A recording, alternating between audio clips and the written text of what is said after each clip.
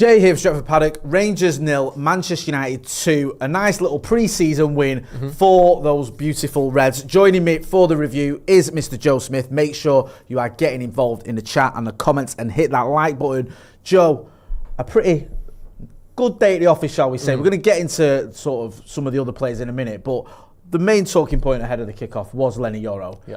Obviously making his debut for Manchester United. As you were saying on the watch along, a week ago, or 5 days ago, we thought he was going to Real Madrid, and within 5 days he's signed for United, he's flown over, and then he's played for Manchester United. I mean, it's been a bit of a whirlwind, but what did you make of his performance today? Just supremely composed. Yeah. Like, it wasn't the greatest test of his career, and certainly not the biggest test he'll have going forward, but he just did all of the things he was asked to do and did them well. Yeah. Like, every time he got the ball, he looked calm, he looked cool on the ball, took his time, but not too much time, never felt rushed, never felt panicked. He didn't even look like he was sort of overly trying to impress either. You sometimes see that with a debut, especially a youngster, where every time he gets the ball, he's trying to do something big. He didn't do that, but just his natural game allowed him to be solid and succinct and excellent, and then have these standout moments on top of that. That switch ball out to the left-hand side from his right centre-back position, excellent ball right into the path of the fullback. There was a time where he was tracking their striker as well into our box, sort of nudged him out of the way and then cleared the ball away. Excellent sort of one-on-one defending and reading of the game. There's a few times where he took the ball in really difficult areas and just found a pass either back to Onana or to Johnny Evans or whatever going forward. Just a incredibly composed game. I think it was something 40-odd passes as well in one half, which is very big numbers as well, especially for an 18-year-old. He's not shy of the ball. You just watched him, and I mentioned the comparisons to Mainu, and not because they're similar type of players, but just that thing of, I don't feel, there's no visual indicators that I'm watching an 18-year-old play football here. At no point do I feel like I'm watching a teenager. No. Certain players have this sort of maturity to them that you can't really put your finger on, except when I watch him, I don't think I'm watching a kid. No. And that is such a huge compliment, especially for a centre-back. I thought, without doing anything world-class, he did everything very well, and two or three things even a step up from that. I thought it was excellent. No, I completely agree. Get involved in the comments. I'm going to get into some of the comments in a minute, but I was a little bit nervous for him ahead of the game. I've not watched a lot of Leny Yoro, so I'm not going to pretend I have, but I know what it can be like. I've seen a lot of players, experienced players over the years, big name players come to Manchester United and struggle initially. Yeah, they can get overawed about it. You know, Patrice Evra, I mentioned him during the watch along, was a player who came from taking Monaco to a Champions League final, and his Manchester United debut, admittedly it was against Manchester City, but this wasn't vintage City like we see now. This was just an okay City.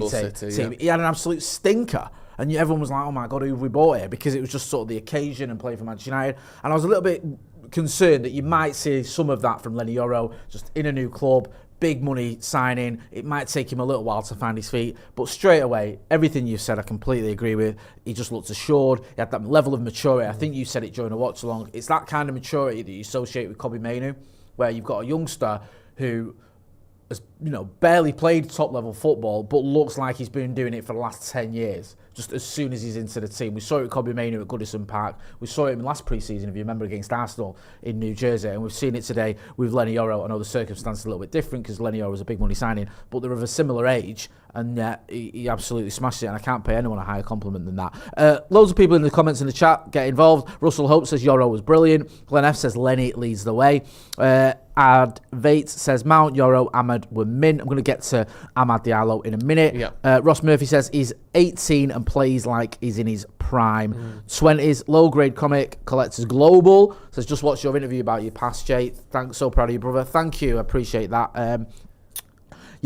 A says oozes class like a young Rio. Listen, I get it's pre-season, it's his debut, it's against Rangers. Even though Rangers are a decent side, you can't say, oh, well, this is like we're playing them in the Europa League or somewhere where they might all be going hell for leather. It is a friendly, and there is an element of that, but there's good signs in there from what we've seen. We're going to talk about what we've seen today, aren't we? Yeah. We're not going to say that because he was good in a friendly or very good in a friendly, he's going to be United's best ever centre-back. But let's not downplay what we've seen just because it's a friendly. Let's give him the credit for putting in, him and Ahmad, for me, were United's two best players, especially in that first half. And yeah, it's just, you're watching someone who, all the things that people have said about him, of course, they will need translating into proper games, into higher levels of competition, etc., etc. We don't even need to say it. We all know it was a friendly. But all the things that people say about him, I could see them. And if he can translate those into the bigger games and just, have this kind of smooth composure to him, you can see why he's so highly rated, because he doesn't look like a player that's just coming through, as I said before. He looks like someone that's been here a very long time. And I like the fact that he likes being on the ball, and you could see that he was keen to be himself and prove himself without trying too hard. I like that. You want someone to come in, and you remember when Bruno first came to United, and immediately, without being the captain, without knowing everyone, without being here for weeks and weeks, all of a sudden, he's the one demanding the ball all the time. He just made this team his own, didn't he, Bruno Fernandes? Week 1, like overnight, it was that Bruno's Wolves team. game, wasn't it? That Wolves, the 0-0 at Old Trafford. Yeah. I remember him shouting at Jesse Lingard to make the run that he wanted him to make. Yeah. And this was like in the first 10 minutes, whatever. Or it seemed like it was an early part of the game. You remember looking at him going, okay, this is something we need, and this is someone who's coming into Old Trafford with his chest out. Yeah. And that's something that's been lacking with a lot of Manchester United signings. They've come to Old Trafford and it's been like, oh my God, what am I doing here? I can't believe I'm playing for Manchester United. You saw it was a good comparison, the attitude and the sort of the ability to fit straight into the team that Bruno Fernandes showed, and hopefully Leny Yoro can do something similar, because he certainly got off to a very good start. Yeah, that's as good a start as you could have hoped for, really. Yeah, it was just very exciting. Pretty faultless. Looked comfortable on the ball, did the things that he's meant to be able to do in terms of playing, decent passes and having that bit of pace and just being able to read the game well. And long may it continue. Yeah. We'll get into some of the other players as well. Amad Diallo obviously opened the scoring for Manchester United. He's a player that I think you mentioned again in the watch along about sort of make or break time for Amad Diallo. Yeah. It does feel like that. Feels like he's had 2 or 3 seasons where he's been on loan, when he's not been playing for Manchester United. He's had varying degrees of success on loan. Didn't really work out at Rangers. Where was he? I forget where he was before Rangers. But anyway, he went to Sunderland. Did very well, 30 goals in the Championship. Come back to Manchester United. Didn't get many games last season, but had that goal against Liverpool, which was sort of season defining. And in the end, made himself a little bit of a cult hero. I think a lot of fans like him. But you can see there's a player there. However, if he doesn't finish this season with at least 25, 30 games under his belt, I think he's done at Old Trafford. He's got to get some games, and he's got to make the most of them, hasn't he? He's in a weird position where you don't usually find yourself as a United player, where he's barely ever played for us. Yeah. And yet people talk about him like he's one of our best players. Yeah. It's bizarre. People talk about him like he's the solution to the issues they've had at the right-hand side. And I think he started like 7 games for Manchester United in his career. It's bizarre. And also, he's a young player, but he's not that young. What is he, 21 years old? He's not someone that's a teenager, sort of really raw coming through. You mentioned already he's had 2 or 3 years out on loan, and he does have to prove himself. I think he's kind of, obviously because he's popular and the players in the squad obviously like him, but you see the pictures of him and Garnacho and Mainu and Højlund, and almost sort of put them all in together, but it's not the same situation for Amad, and he hasn't played as many games as any of them lot, even though they're all younger than he is. He does need a season where you go, actually, this is your position. The right wing spot, I know Garnacho can play there, but he also doesn't mind playing on the left, is as weak as it's been in many years at Manchester United. Yeah. If Amad Diallo can't break in this season, after being here for 3 years already, I do think that it might be his last season. And I think he can do it, and I really do hope that he does. But I do think we have to see more of what we saw today. Brilliant goal, cutting in from the right-hand side, on his left foot, ball across to the back post, 1-0 Manchester United. Before that, he'd already gone past his man on the outside, cut it back to the penalty spot for a very good chance for United as well that got turned away by the Rangers defender. He was excellent today, Amad. And if we can keep seeing that, I'm confident he can cement that place for himself. And, Rashford and Garnacho can sort of fight on the other side, and Garnacho maybe playing sort of with Amad on that right in different games. But he does need to do it. And I think almost the public perception of Amad is different to the reality of him. We all think he's this very exciting young player who's just proven himself. But the reality is he's been here 4 years and barely kicked the ball for United. Yeah.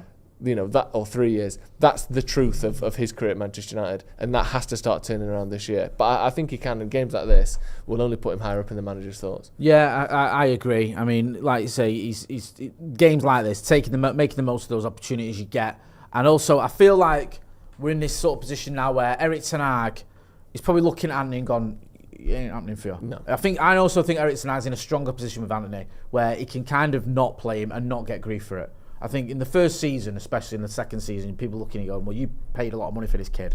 you've got to play him. And I think now he can have those sort of conversations and go, look, it's not worked out the way I hoped it has. I don't think everyone's blaming Erik ten Hag for the anti-signing as well, because people know we overspent and that's not all on the manager. So I think that sort of helps Amad Diallo a little bit in terms of there's one less person in your path to the first team. I've asked for people for their man of the matches. Loads of people have got in. A says Amad man of the match for me. Kamal Ikati says Collier is the next thing along with Amas. Sorry, did very well, didn't he, Toby Collier? Good to see him performing well as well in a position obviously we need players in. Russell Hope says I would put Collier next to Mainu in terms of maturity, ahead of his age. I mean, yeah, he did really look good. He was good today. Yeah, he really was. David Pearson says, hit that like button for Jay and Joe. Just quickly on some of the youngsters. Obviously, Joe Hugill got his goal. Yep. People mentioned Toby Collier. I mentioned, I think, during the watch along as well, was it Maximiliano Diele who played the pass, I think. There's a whole hope with Will Fish, another one who looked good. Who stood out for you of the younger players, and who do you think might have a chance of featuring for the first team this season? Yeah, I thought Collier looked good. Yep. And again, he's in a position that, as it stands, we're pretty thin in. Yep. Central midfield isn't an area where we're hugely blessed, especially if Casemiro doesn't kind of pick up his performances from last season. I do think that Joe Hugill, I'm surprised that he didn't get more minutes last season. Yeah. With the lack of strikers we had, which leads me to believe Ten Hag doesn't really fancy him, which is a shame. But I don't think that will happen. Harry Amas, for me, I think that he looked a little bit ropey in the first game. I thought he looked a bit better today. But he's the one who plays in the position we're most likely to need cover. Yeah. So sometimes, or not even sometimes, a lot of the time, that's how youngsters get their games. It's not, Kobbie Mainoo's a bit different because he kind of pushed his way in there, didn't he? Yeah. In pre-season and came straight back in when he was fit. But Rashford, obviously, we all know, came in because multiple players got injured in front of him. Harry Amas, we've got two left-backs. One of them hasn't played in over a year, in Tero Malacia. The other one hasn't played more than 50 games, I think, in his entire career in a single season. And last year played, 30 games or less, Luke Shaw?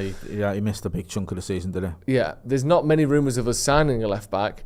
So Harry Amas, if he is next on the list after those two, could conceivably play a decent chunk of games this season. So he needs to impress on pre-season to kind of have that, give the manager that confidence, so he's not switching things around and putting Dalot over here and Wan-Bissaka and Martinez out left. Like, you want Harry Amas, if you're him, you're thinking, this is the year I can go. If those two are out, I'm next. Yeah. Make yourself next, and from there, who knows what could happen. Who knows what could happen. Exciting times at Manchester United. We've got a great crop of youngsters. We've got players coming in who are doing well. It's there's reasons to be optimistic going into the next season. It's exciting. It's also exciting the fact the US tour is almost here. We're going to be going over to LA, San Diego, and South Carolina. So make sure you are following us. Follow the channel. Hit that subscribe button. We're going to be over there as well, meeting up with some Reds who are over there. Loads of people in the chat. I'm just going to wrap up with a few comments. Ross Murphy says Ahmad man of the match. Zed says Ahmad over Ant every day. Lollipop says I love Ahmad. Other people saying Will Fish over Slabhead. I won't go that far just yet. I still think Harry Maguire's got a job to do at Manchester United and can do a job, but people just love to hate on him.